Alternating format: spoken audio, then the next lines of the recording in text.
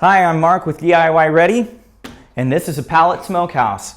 We built this thing out of a pile of old pallets and about $100 worth of materials.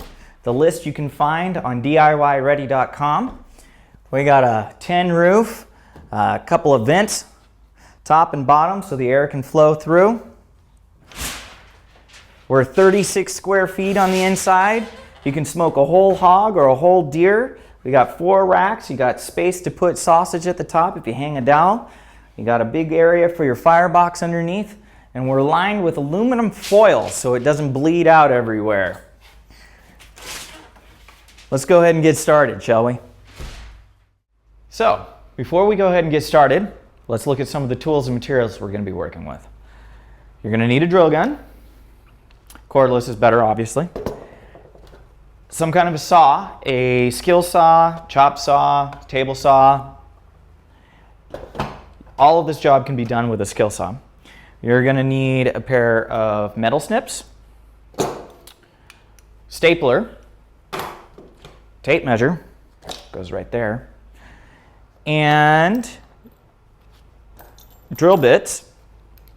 We're going to be using 2 different sizes of screws. We're going to be using a 2.5-inch screw and an 1.25-inch screw. So 2 different bits. Now a little bit about the screws. This is going to be outdoors, so you're going to want to be picking a very good screw, an outdoor screw. This is a plastic coated decking screw, and if you can see this, it is a Torx bit, which I will only use Torx bits from here on out. The best screw I've ever found. The 1/4-inch, same thing. They're plastic coated and they self-bite at the bottom. However, we are going to be pre-drilling and countersinking everything we do on this project because we're going to be working with used materials. So our pre-drill, we're going to be using an 1/8-inch bit or drill bit and a countersink. For materials, we have a handle, 2 hinges, our pen. We have some heavy-duty tin foil, extra strength stuff, and pallet wood. So let's talk about pallet wood. We're doing this on the cheap, absolutely, as many free materials as we possibly can. There's some challenges with working with free materials, so let's go ahead and talk about those. First, it's not pretty. It is very rough wood. They're not sanded.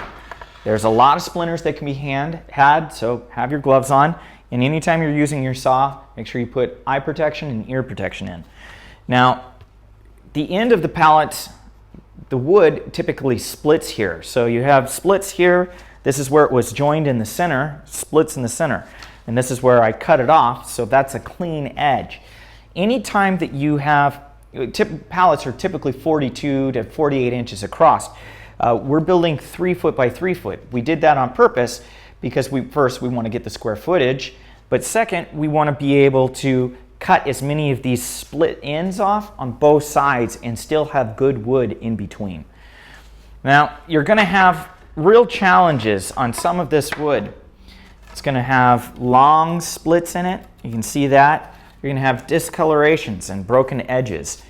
You're just going to have to work with that. It's really hard to find really pristine materials. So beggars can't be choosers, so we're going to use the best of what we've got.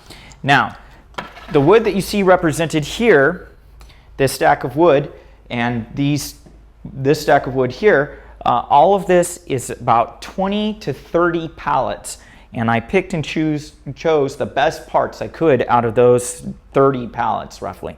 Now, when you're dissecting pallets and you're breaking them apart, there is a good way to do it and there are bad ways to do it. The only way that I'm ever going to recommend is that you cut it off on both sides, at both ends of the pallet with a reciprocating saw. And you're going to want to use a bi-metal blade, a nice, good, thick one, so it will cut wood and metal just in case you hit any nails. If you use a wood blade, you're going to destroy that blade. And obviously, you're going to want to keep your prettier parts, the nicer pieces that you find, for the front of your piece. So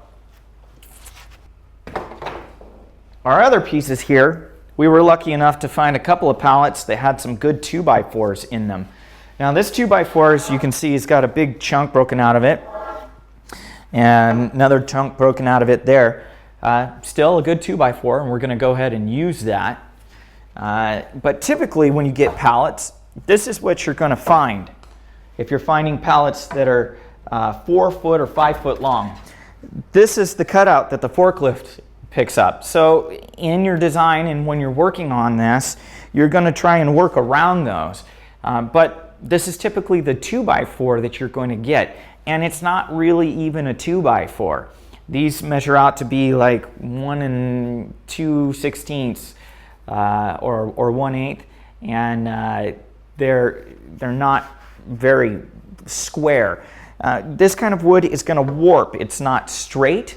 So you're going to end up with something imperfect. Now, we're building a smokehouse, and it doesn't have to be perfect. What it needs to be is it needs to be something that will smoke meat. Now, because of that, that's where we're going to come back to our tin foil. We're going to line the inside of this with heavy-duty tin foil. First thing it does is it makes it more airtight, so smoke's not pouring out all of the cracks, because with this kind of wood, you're going to have all kinds of cracks. There's just no way around it. The second thing it does is it makes it a little bit more fire retardant. One of the reasons why we went 3 foot by 3 foot on this design is so that you could have your firebox in the center of the smokehouse, and you're keeping the fire away from the edges of the smokehouse. Makes it safer.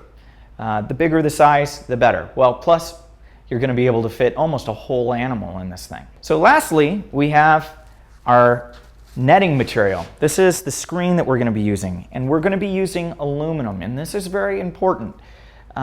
You do not want to be using galvanized screen. You can use raw metal screen, but anything with galvanizing on it, when it heats up, is highly toxic. So be aware of that. That's why we're using aluminum. And then we just have a simple piece of tin roof to go on the top. Let's go ahead and get started. Okay, so here we are with our first two pieces. Now I've got this labeled right side front and right side back. In your cut list, you're going to see that there's different lengths, obviously, and you're going to use materials that are appropriate length.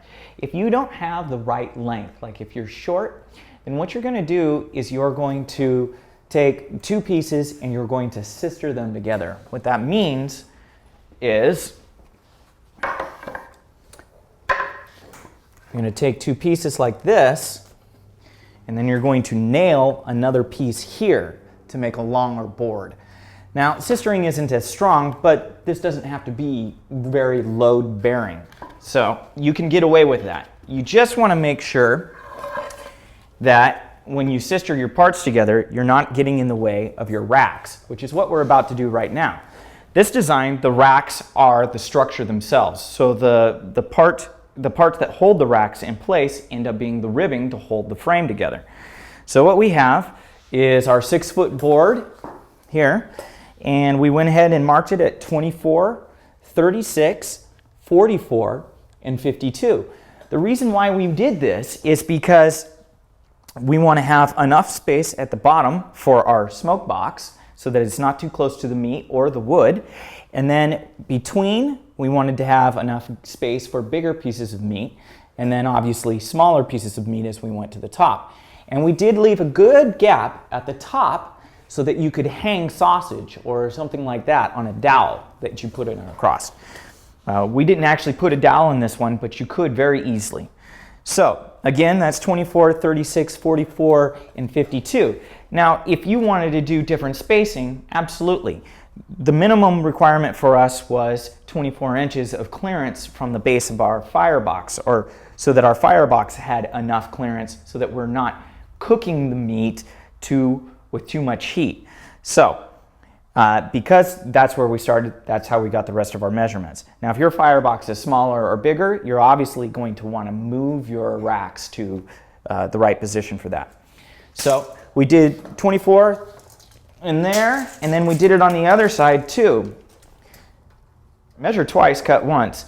So you want to make sure that you measure these and get them marked exactly where you want them to be. First, that'll keep you square and make sure that your racks slide in and out nicely. So here is our 33-inch piece, and this is a 2x4 cut in half. We were lucky enough to find a couple of good 2x4s, so that's a pretty good piece of wood. Now, if you weren't using a 2x4, you could be using some of this, but you're going to want to have a thicker spot like this as opposed to this, so that your rack has something to rest on. All right, so what you're going to do is you're going to take your board, you're going to put it on, and you're going to pre-drill each hole with your 1/8-inch bit. Let me find that. 1/8-inch drill bit right there. The reason why we want to pre-drill every one of these boards is because pallets are typically pretty dry wood. And if you try and sink a screw through, they'll just split right apart. Now, if you were building this out of other material, you wouldn't necessarily need to pre-drill. So pre-drill each hole and then countersink that, and we'll go ahead and do that on a couple of these. But what we're going to do is we're going to take our line here, we're going to put our board on, we're going to use one of these as a guide on the back side for our spacing, right there, because another board lays here, and we'll square that up right there. Make sure you're even, both sides, and go ahead and screw your part in. So we'll go ahead and sink a couple of screws here.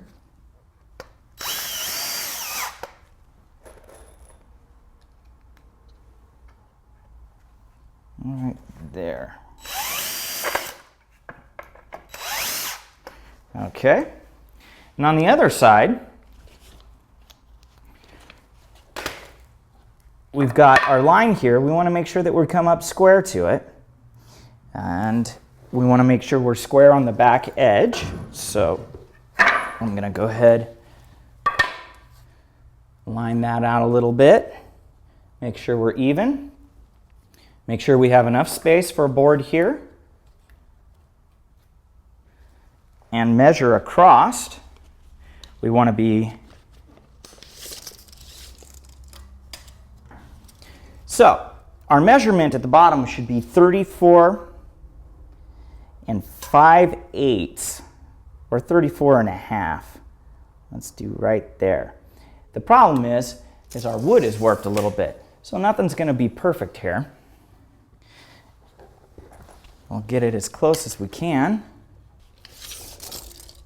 All right, so 34 and 5/8 at the bottom, and we want to be 34 and 5/8 here also. Now, I'm going to go ahead and tack this in, and what that will do is it'll square us up. This is the part where you want to make sure that you're the most square when you're screwing this together, and then you can adjust as you go up as if you get out. As you can see, this board here has a bow going this way a little bit and bows up this way. So we're just going to work with it.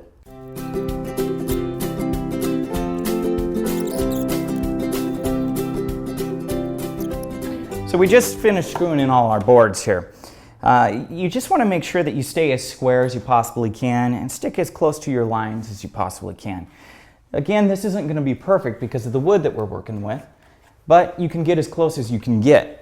So we're going to do this. This is the right side, and then we're going to do the left side. Make sure that you reverse this so that you have your rack hangers on the inside. All right, now that we've got our two walls done, we're going to go ahead and work on our door. So what you're going to do, to make this user-friendly, instead of 45ing and making this a tight joint, I'm going to teach you how to drill and tap or drill and countersink at an angle using a little jig. All this is a piece of wood with holes in it, and you're going to screw it onto your wood like this so that it holds it in place.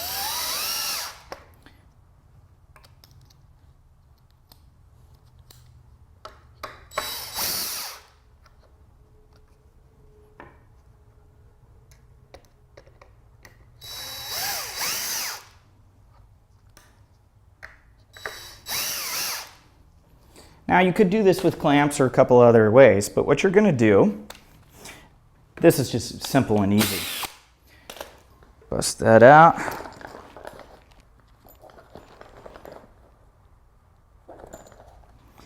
And I'll go ahead and drill an extra hole so you can see this. Now I'm going to put my countersink in. And I'm going to start at a square angle to the wood right here.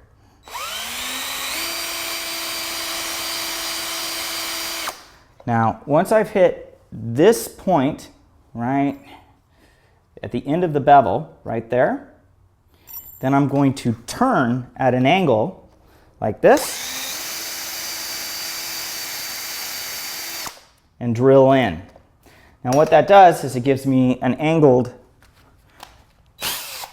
countersink, so then I can go like this and angle in my screw.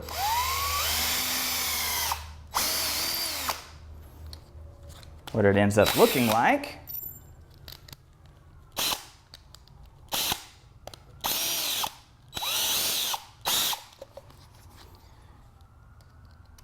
is this right here. So now that I've got this braced without a clamp or anything, I just screw my screw in. And that sucks up nice and tight. Now you're going to do one on each side.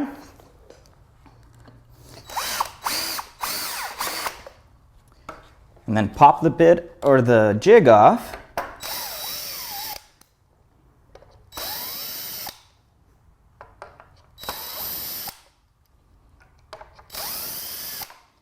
And repeat this on all four corners.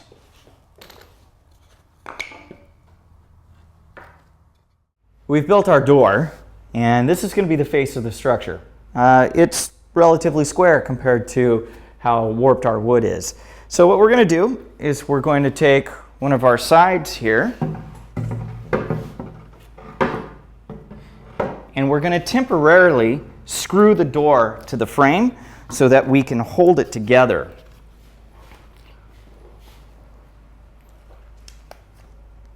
Just going to put 2 screws in each side. One there. And I'm going to go ahead and square it to the door itself. Whether the door is square or not doesn't matter. We're just going to make it as square as we can. Okay, so now we're standing. And I'll put our other 2 screws in here.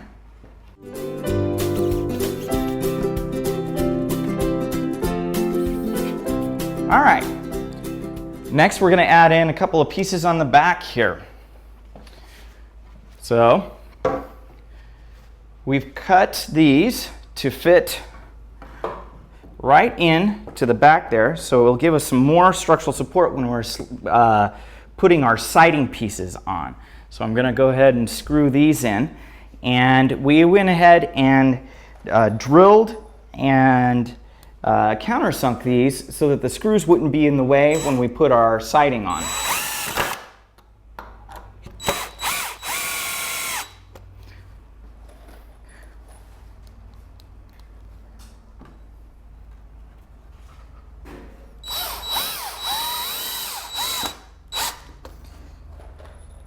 And I cannot stress the importance of countersinking and pre-drilling enough for this. This wood is so dry, it will just split right apart.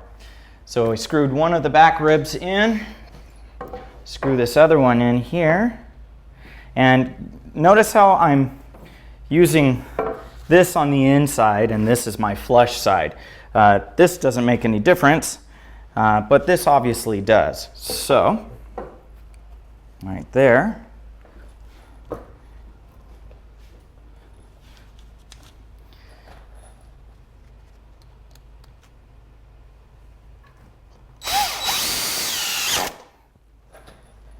Do the bottom so it's square.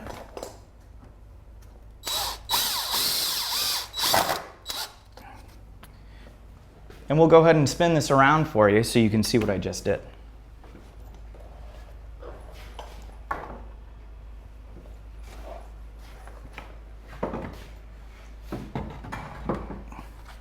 All we're doing is adding in these ribs here so that we have space enough to screw our facing on coming across.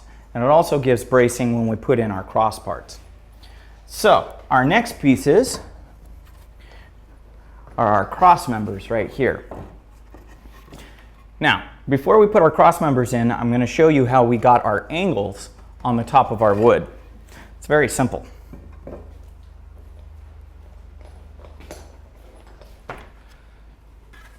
Pick a relatively straight board, put it on the wood right here, and draw a line on the top of these boards. So once we have our lines across right here, there and there, come along with your skill saw and cut it off. That'll give you your angle so that your boards have something angled across the top. Well, why would we want an angled roof? Well, so it slopes rain off of it. That way, this will last longer. Let's put our part in.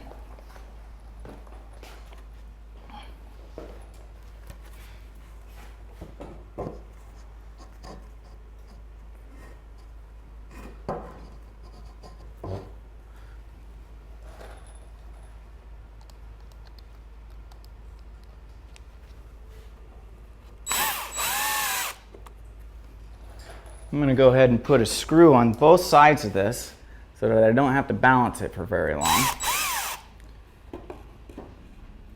Set that in there.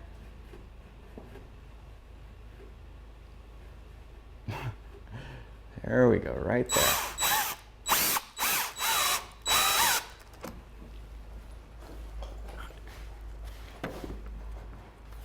There. And there. I'm going to put a couple more screws in so it's nice and secure.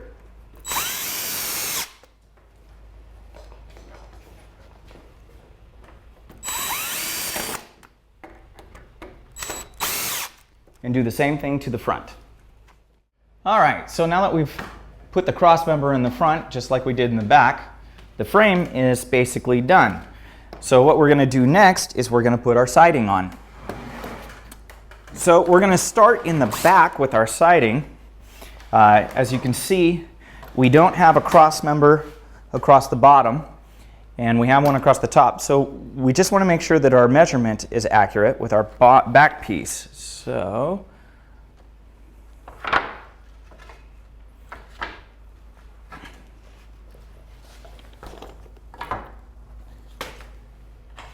and this is where we're going to start using the little screws. Now we've just drilled a hole in each end about 2.5 inches in so that we have a space to hit directly in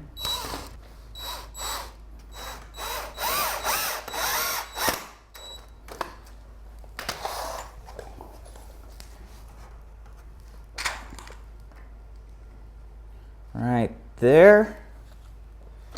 The first board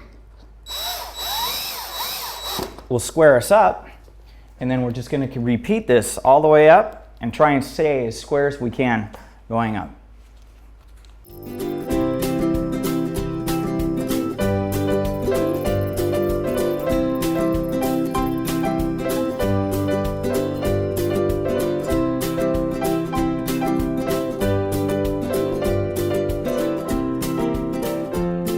All right, so we're done with the frame, and we've put on about 80% of the siding. We still have to do the door. Now, on the cuts list, there's a couple of different sizes of wood. The left side is longer than the right side, and the reason why is because on the left side, you're coming out flush to the edge of the door. On the right side, we're only coming to the rim of the door so that we can put hinges on and the door won't hang up, it'll open all the way. If we were to come out further, we wouldn't be able to open the door. So, next step, taking the screws out of the door and putting hinges on.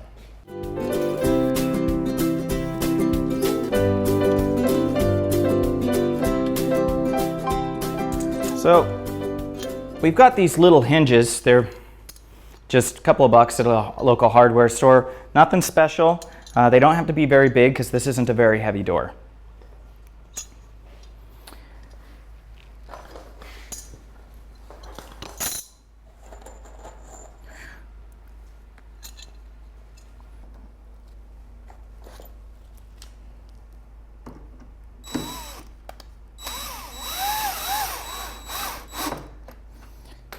All right, so we want our hinge, the outside of our hinge, to hinge right at the border of this piece of wood because we're going to attach it to this piece of wood.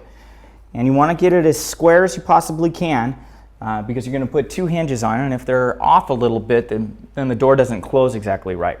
So take your time putting your hinges on. Out of all of the things that you do slowly or do right, this is one of the things that's important to do slow and right.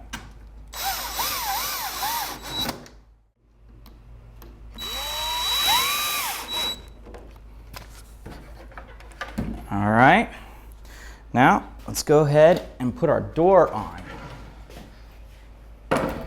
Now, the key to putting the door on so that it swings nicely and doesn't drag on the ground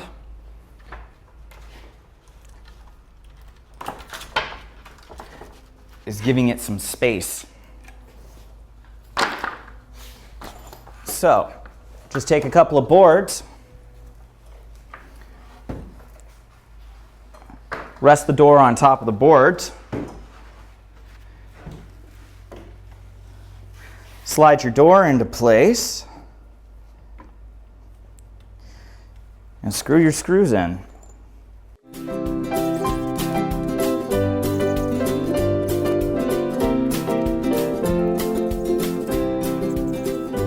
All right, so now that we've got their door hung, we're going to go ahead and we're going to do our angled pieces on the side. And then we're going to do the roof, angled pieces, and the front door. So let's go ahead and get started on that. Let's put our roof on, and it's real simple.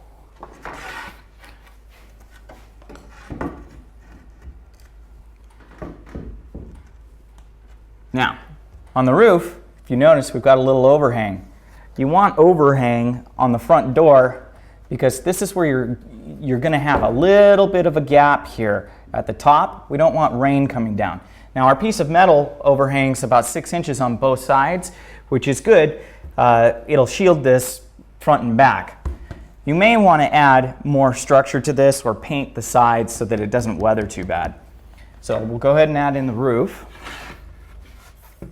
Okay, so now that we've put on the roof, we're going to go ahead and we're going to find this angle right here. And this is very, very simple. We're just going to take a board, we're going to set it in place here, and we're going to go from the inside with a marker. We're going to follow the line of the roof and draw our angle.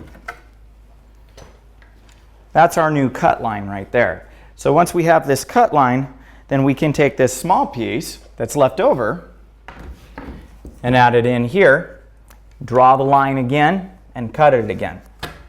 What it turns out looking like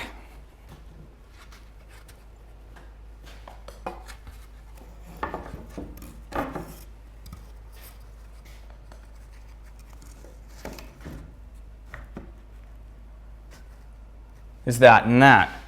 We'll screw these in place and then we'll do the other side. So, we're at the step where we're going to put the face on the door now. But before we do that, it's a good time to go ahead and talk about our vents. Our vents are going to be one at the bottom, out right there, and one at the top, out right there. That will give us airflow in to feed the fire and airflow out so the smoke can exhaust. What we're going to do is you're going to take two pieces of wood and you're going to drill holes in them. We're going to use a hole saw.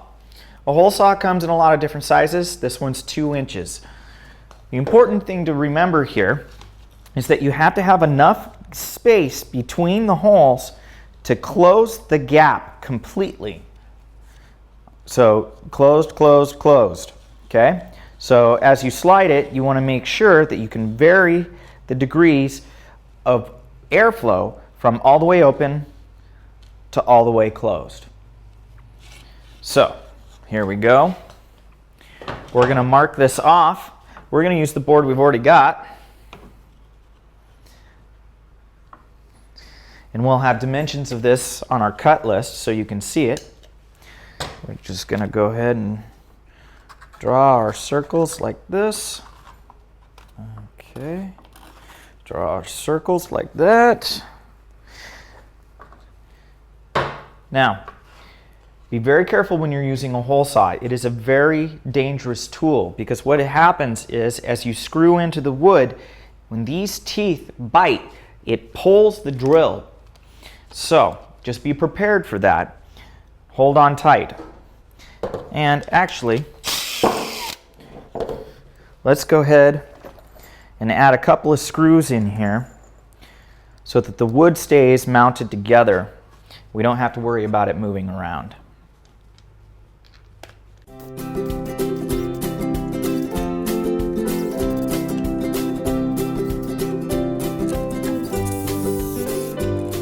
Okay, once you've cut through one piece of wood, go ahead and stop.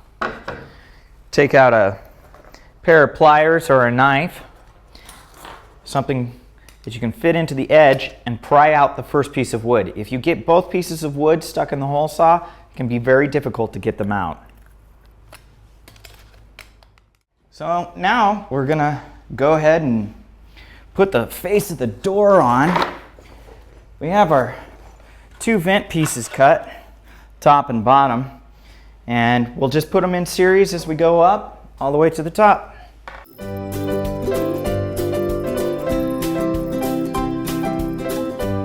So we've got all the wood on the door now, and we're ready to put a handle on.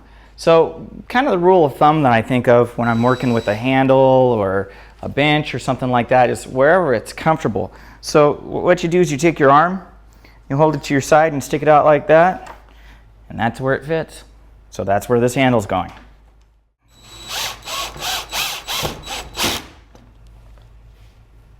There's the handle. Next, let's put on the racks. All right, so I'm going to show you how to countersink and pre-drill each piece of wood that we do for this pallet smokehouse. So what we've got here is a very fine joint that we want very square. And what we're going to do is we're going to take the countersink bit, I'm going to put that in, and I'm going to drill 2 holes. One here, and one about there.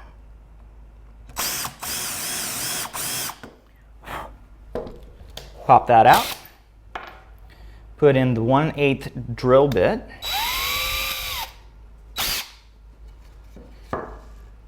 I'm just going to go ahead and do this.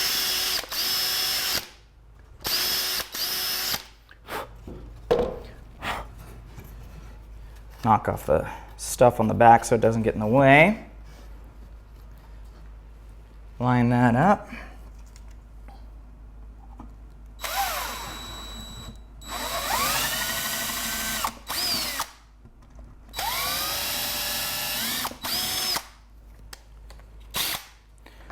Now that I have my 2 holes drilled, go ahead and put my screws in. We'll do the top one first. Just get squared up.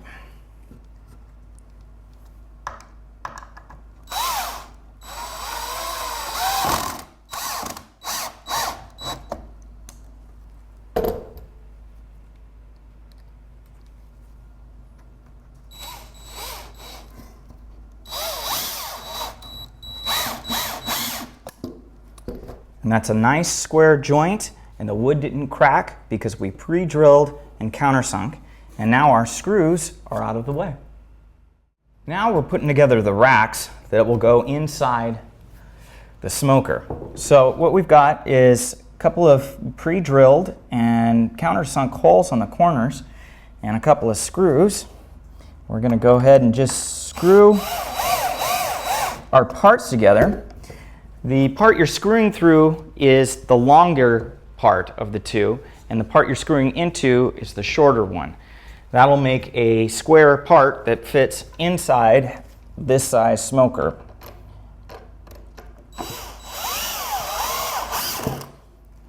Now once we've got all 4 sides done, we'll go ahead and put our screen on. Now we have our frame for our rack. Next, we need our screen.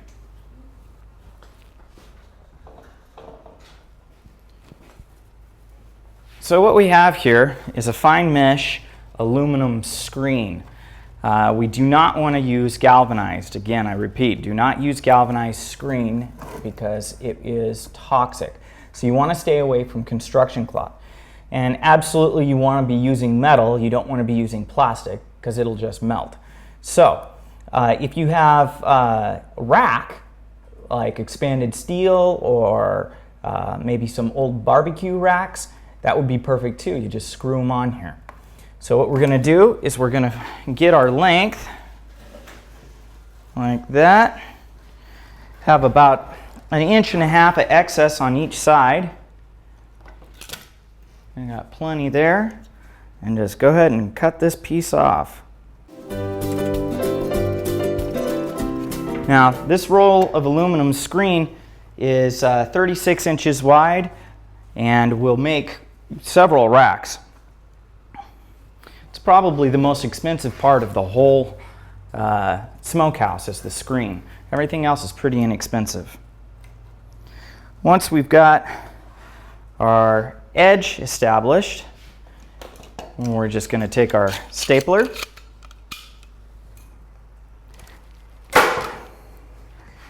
staple across the top,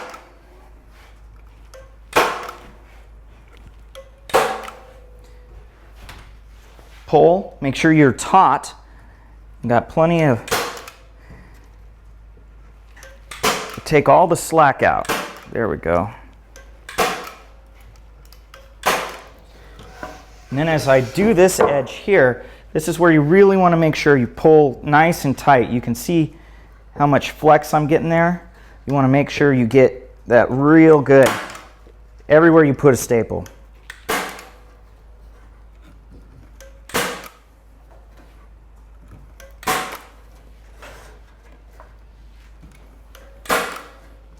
And again, on this side, same thing, nice and tight.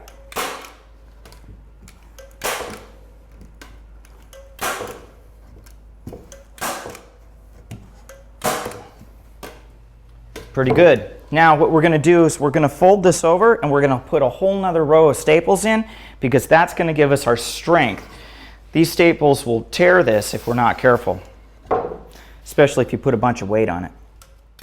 So, one of the steps you want to take is you want to put some screen over the holes where the vents are so flies don't get to your meat.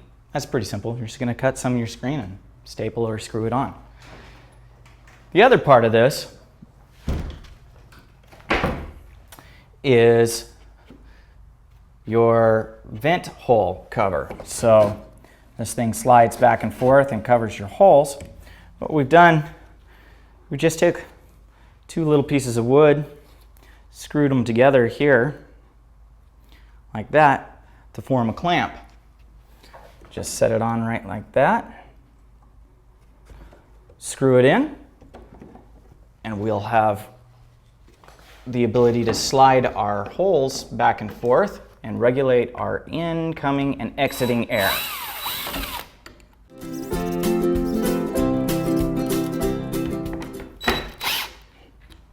Just like that. Now, you can move that back and forth, close off the air, or turn it all the way on. Very easy. Nothing exceptionally difficult about that. So I'm going to go ahead and do the bottom, and then we'll get to the roof. All right, so we've put the vent covers on. We've got all the framing together. We've got all the doors on and everything. So last part is to seal this thing up. Now, we're going to go ahead and use heavy gauge aluminum foil or tin foil. It's a little bit thicker than the normal stuff that you would use for cooking, but it's cheap and pretty easy to get. So here's what we're going to do. We'll just set our box down at the bottom there. We'll roll this up to the top. My trusty staple gun here. We're just going to staple along this edge to start off with.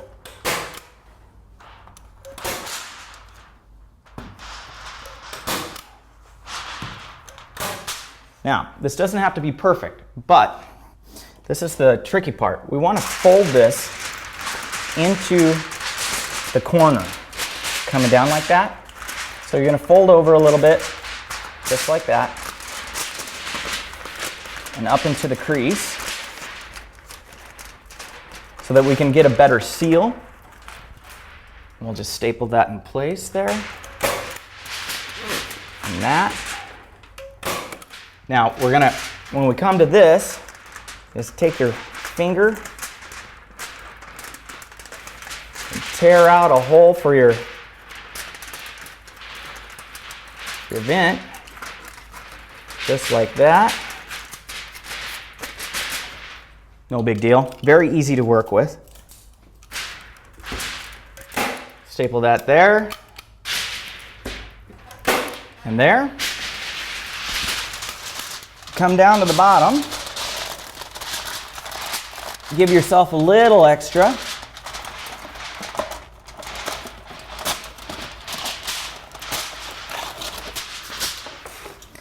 Tear that off. There we go.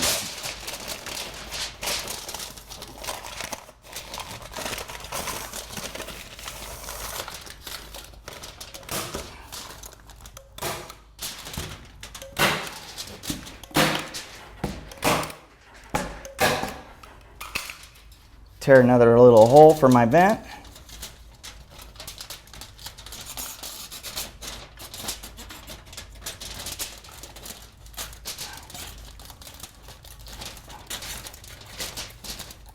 So the great thing about this aluminum foil is it's really flexible and easy to use. You could use flashing, you could use aluminum flashing, but that's quite expensive to cover this amount of square footage. Again, you don't want to use any galvanized anything because galvanized, as it heats up, it's toxic. So I'm just going to continue to do this all the way through the whole smoker. And when I come to this wall here where I've got the shelving for the racks, I'm just going to feed it behind.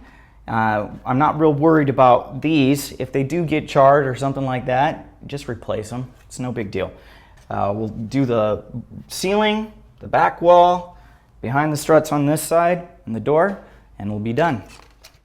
All right, so we've put our aluminum foil in. Now, the goal of the aluminum foil is kind of to protect the wood, but mostly to seal the smokehouse so that smoke doesn't escape. You can control the smoke through the vents in and out. So if you do leak in some form or another, and I'm betting that you may have to do some adjustments, go ahead and staple up your aluminum foil in areas where you're leaking at, and that should seal it pretty good. This smokehouse has got enough room to take a whole hog, or, well, depending on how big it is, but a medium-sized hog or a Texas-sized deer, maybe not an Oregon-sized mule deer. It'll take almost all of it. This should do pretty close to 100 pounds of meat. And I've had a bunch of hammers sitting on top of these, and they support the weight just fine. Next, we're going to go ahead and slide our roofing on. Close that up. It's kind of a tight fit. There we go, which is good. And what we've got here is a 4-foot piece of 3-foot wide aluminum roofing. This is standard at pretty much any hardware store. It comes in 8-foot sections, so we cut this in half to get this piece. And all we're going to do